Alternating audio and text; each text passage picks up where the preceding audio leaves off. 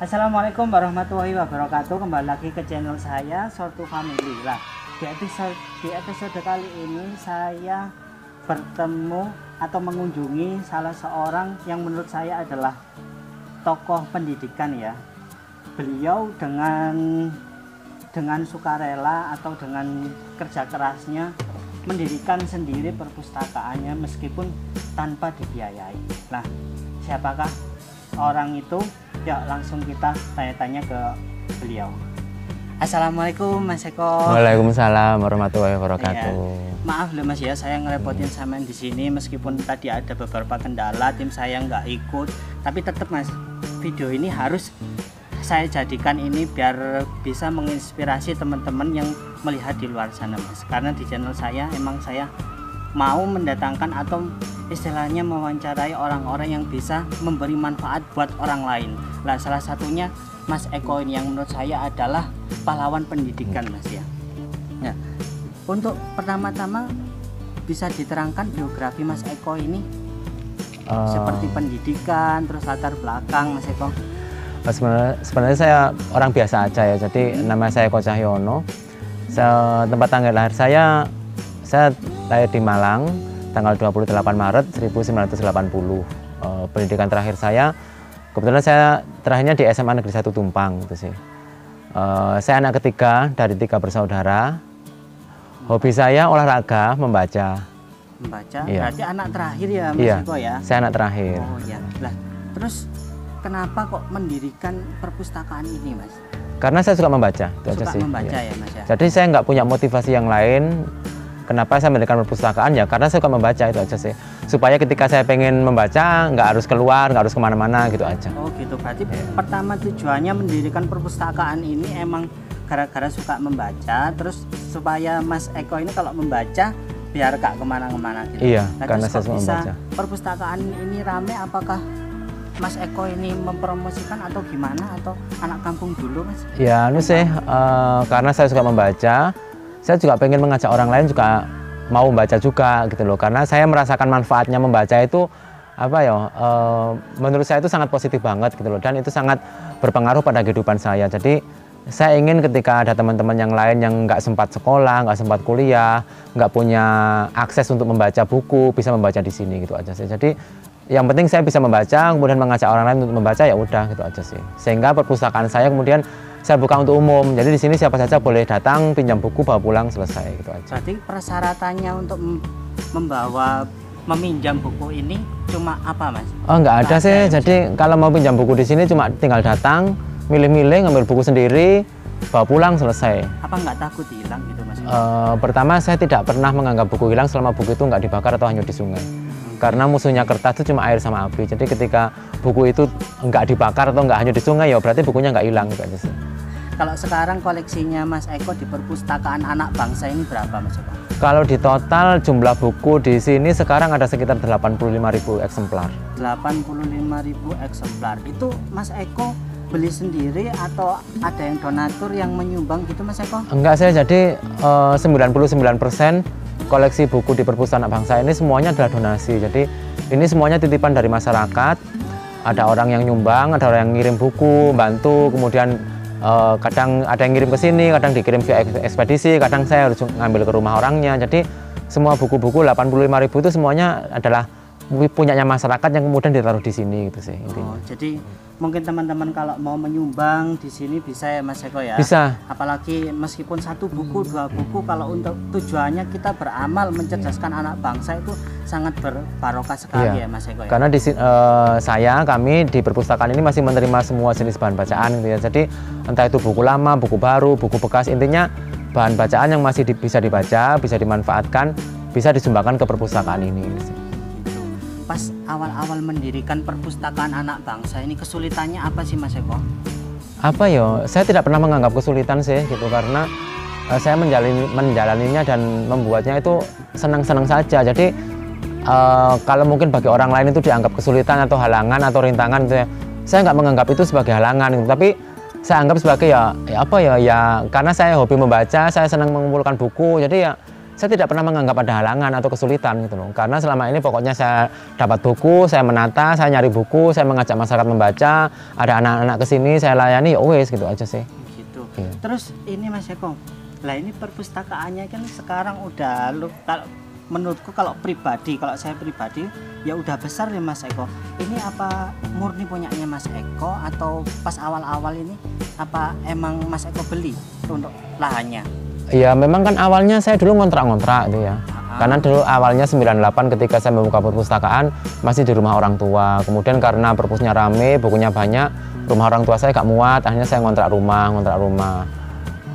Beberapa kali pindah, hampir 8-9 kali pindah rumah. Kemudian ya sambil saya kerja, nabung, dan beberapa bantuan dari beberapa pihak, akhirnya memang bisalah membeli tanah ini, kemudian membangun gedung perpustakaan. Jadi memang awalnya memang saya bergerak sendiri, tapi karena efeknya perpustakaan kan dirasakan masyarakat pada umumnya. Lama-lama ada beberapa pihak yang kemudian juga support dan membantu, baik buku maupun rak, meja, ataupun termasuk untuk pembelian tanah dan bangun gedung ini. Oh gitu.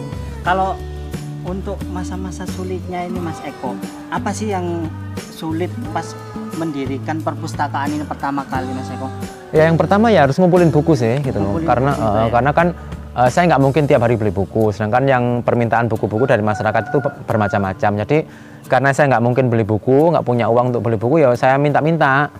Itu aja sih, saya minta ke teman-teman, minta ke masyarakat, gitu aja sih, door to door, keliling minta buku gitu sih. Itu aja. Tapi saya tidak pernah menganggap bahwa itu kesulitan gitu loh. Ya saya menjalaninya senang saja. Senang, kalau udah senang gitu apapun iya, yang kita lakuin tuh enak ya Mas Eko. Nggak merasa bahwa itu adalah sesuatu yang berat gitu aja. Ya kayak gini tadi Mas Eko, pas aku berangkat tadi halangannya kok banyak banget.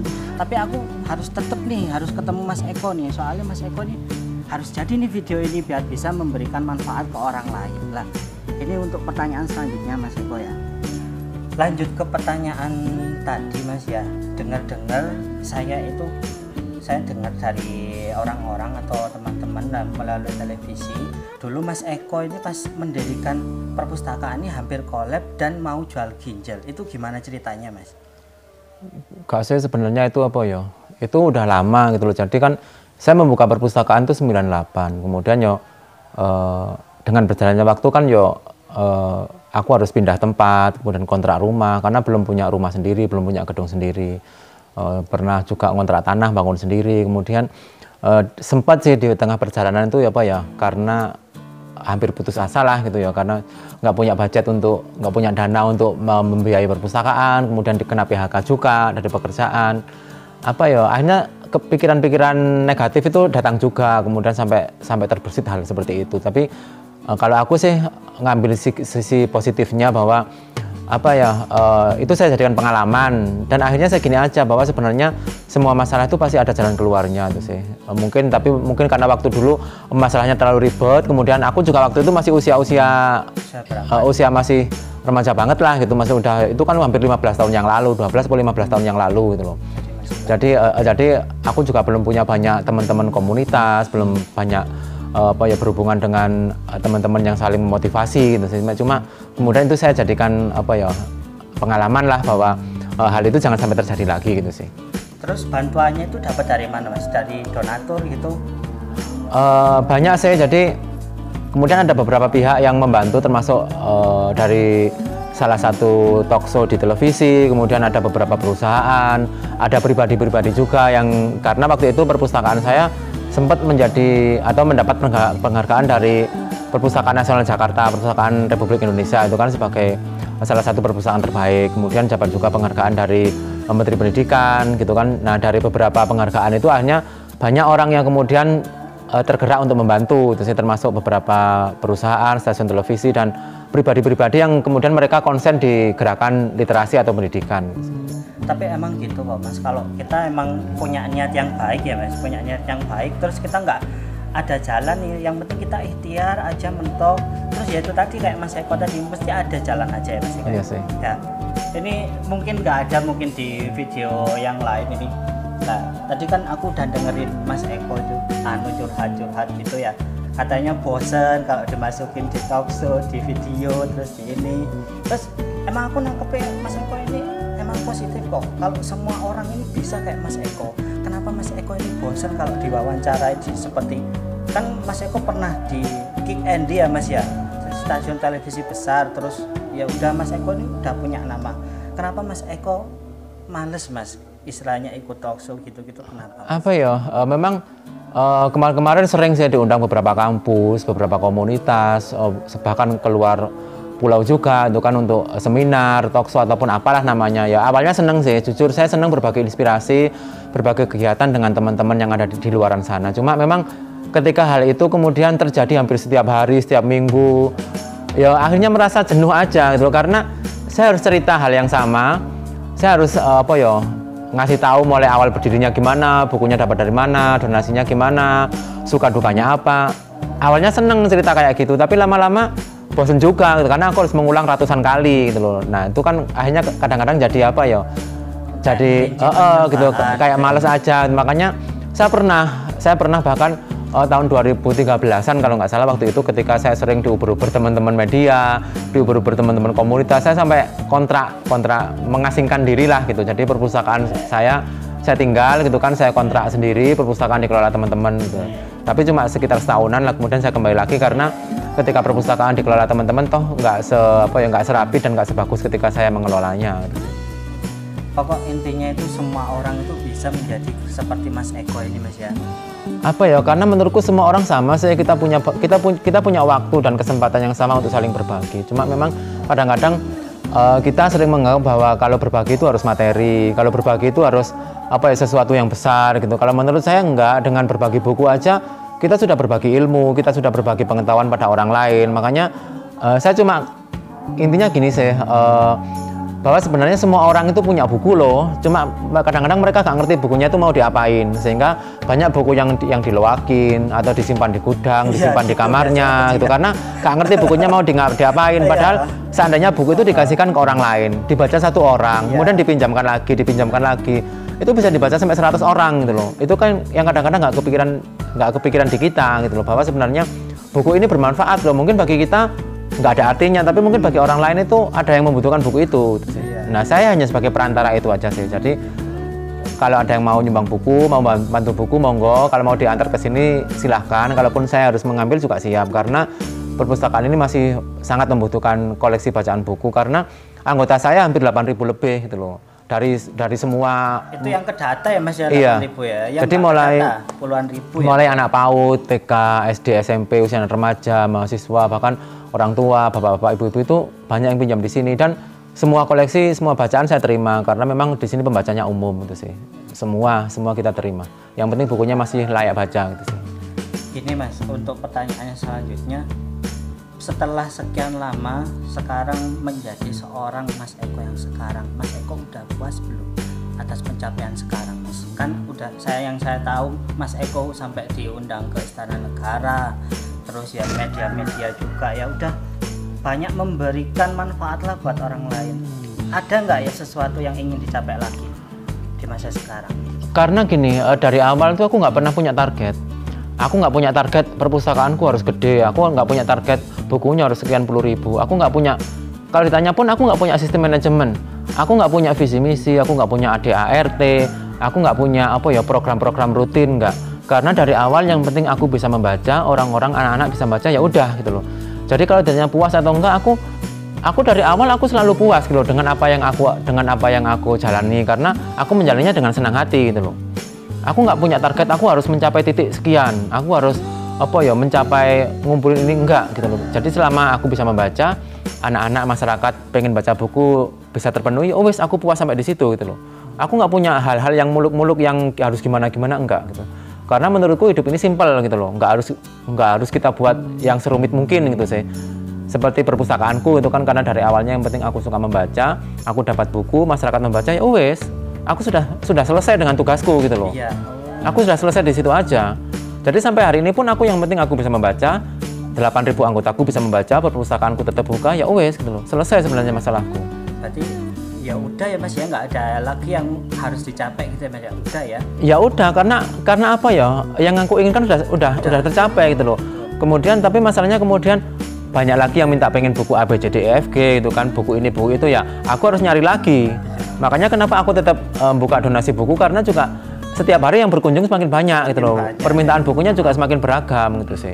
Cuma memang untuk yang pencapaian yang wow apa gitu sih aku enggak. Kalau memang dulu pernah diundang di Kick Andy sampai 3 kali, pernah diundang ke Pak Jokowi ke Istana Negara, pernah diundang Ibu Negara, dapat penghargaan 2 kali dari Menteri Pendidikan, itu pun apa ya, aku nggak pernah mikirin kayak gitu loh.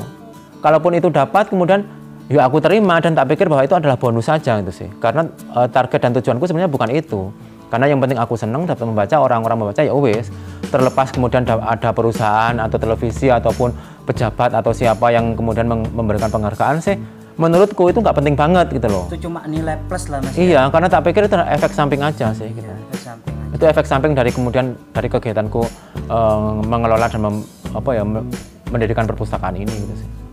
Tapi emang dari awal ya teman-teman ya, aku pas masuk ke sini terus aku ngobrol sama Mas Eko, emang orangnya itu tulus banget loh buat bantu perpustakaan ini. Meskipun banyak mungkin orang-orang yang meliput Mas Eko mungkin cuma pansos aja mungkin ya Mas ya, pansos emang cari apa follower, oh ini Mas Eko penting udah punya nama ini, mungkin gitu ya Mas, yang mungkin Mas Eko bosen ya pansos juga, Mas Eko juga bosen buat mengulang-ulang kata-kata itu. Apa sih ya, karena saya lebih seneng ketika ada orang datang ke sini ngobrol tentang buku, ngobrol tentang penulisan, tentang cerpen, tentang novel, tentang sastra, tentang biografi, tentang tulisan. Aku lebih senang diskusi tentang gitu loh, daripada membicarakan kamu udah diundang siapa, dapat ini, itu aku malah nggak seneng gitu loh. Karena apa ya, itu di luar konteks perpustakaan. Karena perpustakaan adalah buku dan isinya, bukan apa ya, bukan yang ABCD yang ditanyakan teman-teman gitu loh. Karena makanya kalau ngomong tentang perpustakaan, aku yang ngomong tentang buku gitu loh, tentang buku, tentang isinya, tentang proses kreatif buku, tentang efek membaca buku itu apa. Itu sih aku lebih senang. Makanya teman-teman setiap kesini mesti kita diskusi tentang buku ini. Oh sekarang buku baru apa di toko buku, sekarang yang laris apa, buku yang sekarang diomongin orang itu apa gitu loh. Anak-anak seneng buku apa, Indonesia itu gimana minat bacanya. Aku lebih seneng ngomongin tentang buku itu gitu loh. Kalau di perpustakaan ini apa Mas yang sering disewa Mas bukunya Mas? Kalau di sini umum, jadi kalau anak-anak ya masih masalah seperti, mohon maaf ya, mungkin masalah buku, Ananda, Donald Bebek, atau mungkin kecil-kecil punya karya, atau mungkin serial Y atau ensiklopedia anak-anak. Nanti menginjak mungkin kalau remaja, anak-anak SMP, SMA itu biasanya 10 lit, kayak gitu kan, buku-buku 10 lit. Kemudian apa ya, buku-buku apa ya, aku punya beberapa klasifikasi yang untuk remaja. Kemudian kalau yang sudah 20 tahun ke atas, mungkin biasanya biografi, sejarah, agama, termasuk buku-buku yang banyak dipinjam. Kalau ibu-ibu senangnya buku masakan atau buku-buku apa ya, merawat rumah kayak gitu sih. Kalau apa ya, remaja pria cowok biasanya mereka berdasarkan hobi. Jadi kalau anak-anak cowok itu biasanya membaca bukunya itu berdasarkan hobi. Jadi kalau hobi olahraga atau main bola, mereka lebih tertarik baca bola Vakansa atau tabloid bola, super soccer. Kalau suka mungkin apa ya, motor, mereka lebih seneng beberapa bacaan seperti Formula One, mobil motor, kayak gitu sih. Kalau yang suka fotografi, mereka baca seperti National Geographic, kayak gitu. Jadi apa ya, karena buku saya itu 85.000 itu berbagai macam jenis. Jadi kemungkinan besar tuh kalau ada yang datang ke sini mencari buku itu tuh selalu ada gitu sih. Saya selalu menyediakan buku itu. Kalaupun kemarin sempat dapat buku-buku yang dianggap kiri atau dianggap keras, itu saya juga punya, seperti bukunya Suhoji, Pram, Netze, itu aku juga punya. Kalma, kemudian kayak Tan Malaka aku juga punya, buku-bukunya Soekarno, termasuk buku-buku seputar 65. Kemudian untuk mungkin yang alay-alay gitu kan, anak-anak alay yang kemarin seneng kayak Terelie atau Bernard Batubara, Versa Bestari, atau mungkin yang sastra belat seperti Dewi Lestari, Ayu Utami, itu aku juga punya gitu loh. Jadi karena bukuku banyak, kemudian bebas, jadi anak-anak seneng datang ke sini gitu sih. Oh gitu Mas. Ini pertanyaan selanjutnya Mas, kalau misalkan nih Mas Eko ini mungkin menjabat jadi wali kota Malang, program pertama yang ingin dicanangkan Mas Eko itu apa Mas? Kalau misalkan tak aminkan Mas. Aku nggak pernah kalau ditanya seperti itu sih, karena aku duniaku di literasi dan perpustakaan itu ya. Seandainya aku ditakdirkan seperti itu, aku akan membuat peraturan bahwa semua perpustakaan harus buka 24 jam. Itu aja sih. 24 jam. Iya, semua perpustakaan harus buka 24 jam dan pinjam buku harus free. Soalnya kan saya juga anggota di Perpustakaan Kota Malang. Itu prosesnya ribet, Mas. Itu harus difoto juga, harus difoto, terus KTP, terus kalau kita ngehilangkan bukunya itu ganti rugi. Terus ada cuma berapa hari ya, Mas? 3 hari terus dibalikin lagi. Jadi kita harus setiap hari mengupdate ke perpustakaan, ribet gitu loh, Mas. Iya, makanya jujur ya, kenapa perpustakaan saya itu bisa bertahan sampai 22 tahun. Kenapa anggota saya itu bisa sampai 8.000. Kenapa perpustakaan saya semakin besar. Karena sebenarnya saya yakin semua orang itu mau membaca. Jadi salah bahwa jika ada anggapan minat baca masyarakat Indonesia itu rendah. Karena sebenarnya minat bacanya itu tinggi. Kenapa tapi masyarakat tidak mau ke perpustakaan? Karena perpustakaan yang ada selama ini itu ribet. Buka jam 8 sampai jam 5, harus bawa kartu anggota, harus rapi, nggak boleh makan, nggak boleh minum, tas jaket dititipkan, pinjam maksimal 2 buku. Maksimal 7 hari, selang 7 hari kena denda, bukunya hanya bisa diperpanjang 2 kali, ruang referensi nggak boleh dibawa pulang, nggak boleh rame, belum lagi petugasnya judes-judes. Sehingga orang tuh malas datang ke perpustakaan. Coba kalau perpustakaan itu buka 24 jam, boleh makan, boleh minum, boleh tidur, boleh ngambil 10, 20, 30 buku, boleh sebulan, 2 bulan, bahkan boleh setahun. Bebas, nggak usah bawa kartu anggota, kamu boleh ngambil berapapun. Petugasnya ramah-ramah, perpustakaannya nggak usah di pagar yang tinggi gitu kan, nggak usah yang tertib gitu kan, semua orang pasti mau loh datang ke perpustakaan. Iya Mas, beneran, iya beneran. Jadi apa ya, pas aku ketemu sampean ini kebuka jadi wawasanku. Jadi apa yang diomongkan sampean sama aku kan mesti berkunjung di Perpustakaan Kota Malang.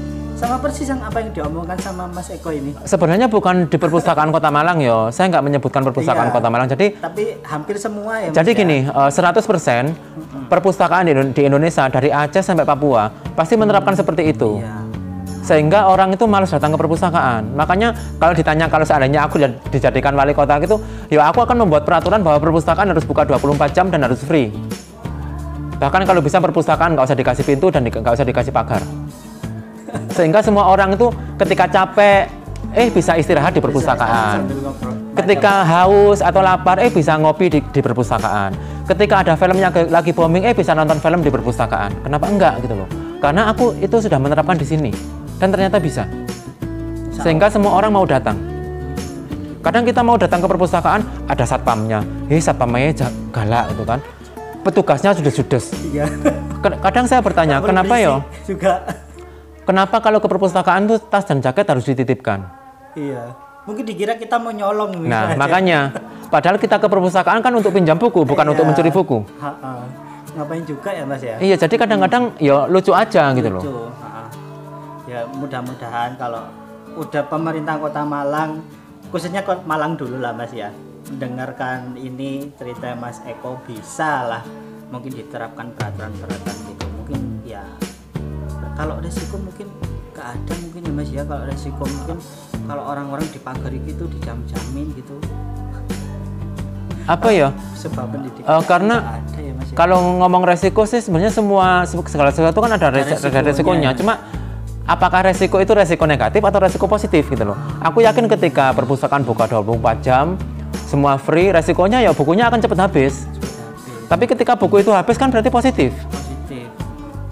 Ketika kemudian perpustakaannya diperketat dan aturan ABCD, resikonya ya mungkin orang akan sepi datang ke situ. Tapi bukunya akan tetap baru dirak gitu. Dan menurutku itu sih mubadir gitu loh. Iya. Tapi kan laki-laki apa ya semua kan ada kebijakannya gitu sih. Makanya sebenarnya apa ya kadang sayang ketika bukunya bagus, perpustakaannya megah, mewah, tapi nggak ada yang datang. Banyak juga yang kayak gitu loh. Terkesan angker atau serem gitu sih. Emang gitu Mas, perpustakaan emang terkesan sesuatu yang buat kutu buku lah istilahnya, membosankan. Iya, akhirnya semua orang malas datang ke perpustakaan. Padahal ya gambarannya nggak gitu. Nggak gitu sebenarnya. Saya suka baca sih Mas, ya aku tahu kalau yang suka baca ya tahu. Terus kalau sekarang Mas, pesan-pesan Mas yang mengingat dunia pendidikan kita mungkin sedang vakum ya Mas ya, itu pesan-pesan untuk anak-anak bangsa yang melihat video ini apa Mas? Kalau aku gini sih aja sih ya, sekolah itu memang penting ya. Untuk pendidikan itu memang sekolah penting, kuliah juga penting, tapi nggak semua orang itu bisa mengakses pendidikan. Dan menurutku belajar itu nggak harus di sekolah dan nggak harus di kampus. Kita bisa belajar dimanapun. Percuma SD, SMP, SMA, kuliah S1, S2, S3 tapi nggak pernah membaca. Karena menurutku itu sama aja dengan bohong. Tapi beda dengan orang yang suka membaca. Makanya kembali lagi aku bilang bahwa sekolah dan kuliah itu penting dan perlu. Tapi alangkah lebih baiknya jika diimbangi juga dengan membaca. Termasuk mungkin bagi teman-teman yang mungkin tidak punya kesempatan untuk mengenyam bangku pendidikan secara formal, kita nggak perlu pusing dan nggak perlu iri hati gitu loh, karena banyak cara untuk bisa membuat kita lebih pandai dan lebih pintar. Salah satunya dengan belajar, dengan membaca itu sih. Dengan membaca. Nah, ketika nggak punya buku di rumah, ya nggak usah pusing karena ada perpustakaan gitu loh.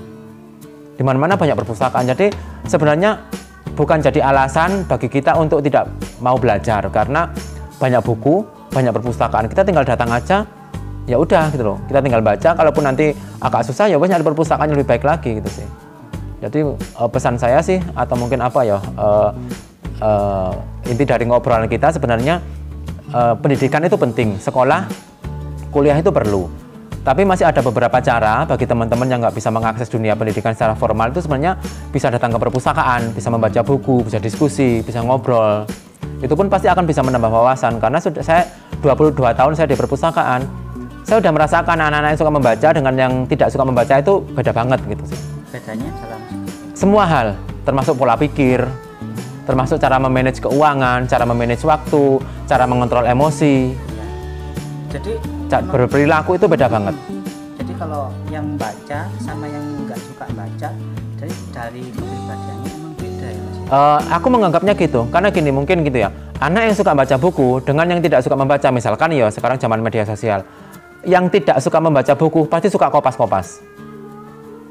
Dan mereka jadi korban hoaks. Iya. Tapi bagi yang suka membaca buku, dia hampir tidak pernah kopas-kopas dan tidak jadi korban hoaks. Karena mereka membacanya pasti membaca dengan hati, kemudian dipikirkan, dibaca dengan sabar, dengan teliti. Tapi yang nggak suka membaca, baru baca awalnya aja dikirim. Itu kan korban kopas, karena mereka nggak suka membaca. Itu satu aja contohnya gitu sih. Iya Mas. Jadi saya pas diterangin sama Mas Eko, jadi wawasan saya juga bertambah. Yang lihat video ini semoga juga bertambah juga. Ini untuk yang terakhir Mas, di pertanyaan saya, apa sih yang belum orang-orang tahu tentang Mas Eko Mas? Apa ya? Kan selama ini kan Mas Eko kan cuma perpustakaan toh yang disorot. Iya. Apa sih selain perpustakaan hobinya Mas Eko itu? Selain menulis cerpen loh Mas ya? Kalau saya sih mungkin yang nggak banyak orang tahu bahwa saya sebenarnya juga mantan atlet gitu sih. Mantan atlet? Iya, karena dulu saya sebenarnya itu cita-cita pengen jadi atlet. Saya dulu sempat hampir 10 tahun di badminton. Tapi kemudian badminton saya mentok, saya pindah ke renang. Renang juga nggak bisa banyak berprestasi, saya pindah ke sepatu roda. Sepatu roda saya cuma setahun, kemudian saya full di lari. Jadi sampai hari ini saya tuh sebenarnya pelari maraton loh. Saya udah hampir 10 kali ikut race maraton 42 km. Saya juga pernah ikut satu event tuh sampai 50 km. Jadi sebenarnya saya pecandu lari. Jadi setiap hari saya lari 10 km. Ketika mau ada event kadang saya bisa lari 20 km. Tapi saya pernah yang paling jauh itu ikut di Jogja kemarin. Jadi ikut coast to coast di Jogja itu kemarin Februari itu saya ikut yang 52 km. Jadi saya selain perpustakaan sebenarnya saya juga atlet lari, saya maratoner lah gitu. Saya pelari maraton banget. Pernah meraih prestasi nggak Mas pas maraton itu? Kalau saya sih medali aja sih, kayak medali saya punya hampir 120-an medali. Jadi kan setiap lari kan mesti dapat medali. Oh gitu. Oh iya. Ya ini medalinya banyak ini ya Mas ya. Saya pengumpul medali sih. Saya pengumpul medali, terutama medali-medali untuk event-event yang gede seperti Jakarta Marathon, Surabaya Marathon, Bandung Marathon, Bali Marathon, Jogja Marathon, Borobudur Marathon. Jadi nggak banyak orang tahu bahwa saya juga kuat lari sampai 50 km loh gitu. Berarti ya sampai ininya gede ya Mas. Karena saya seneng olahraga sebenarnya. Berarti meskipun ada event di luar kota, berarti Mas Eko itu jauh-jauh cuma ikut event lari itu? Iya, saya 2-3 kali sampai ke Jogja, ikut Jogja Marathon, kemudian Borobudur Marathon, Jakarta Marathon 2 kali, Bali Marathon juga pernah, Bandung Marathon gitu sih. Gitu ya Pak, ya tahu. Iya sih Mas. Tapi nggak kepikiran untuk jadi atlet maraton yang bisa mengharumkan Indonesia Mas? Karena usia juga mempengaruhi sih. Mungkin usia saya sudah melampaui usia emas untuk seorang atlet. Jadi saya sekedar apa hobi aja sih, hobi dan ngumpulin medali gitu aja sih. Yang penting tetap jaga kebugaran juga. Iya, yang penting tujuan saya kan cuma sehat aja gitu. Ya udah, mungkin itu aja Mas Eko pertanyaan yang bisa saya tanyakan ke sampean. Saya juga apa itu yang cari pertanyaan yang simpel-simpel. Semoga aja yang orang-orang yang lihat video kita, mulai dari saya yang nyumbang cuma buku 1, 2, bisa nanti pas lihat video ini bisa nyumbang banyak buku ya Mas Eko ya. Amin ya. Aku juga minta maaf kalau udah merepotkan. Sama-sama. Ya udah teman-teman, itulah perbincangan saya sama Mas Eko. Sampai ketemu lagi di video kita selanjutnya yang intinya kita bakalan mencari orang-orang yang bermanfaat bagi orang lain. Akhir kata, wassalamualaikum warahmatullahi wabarakatuh. Salam satu jiwa.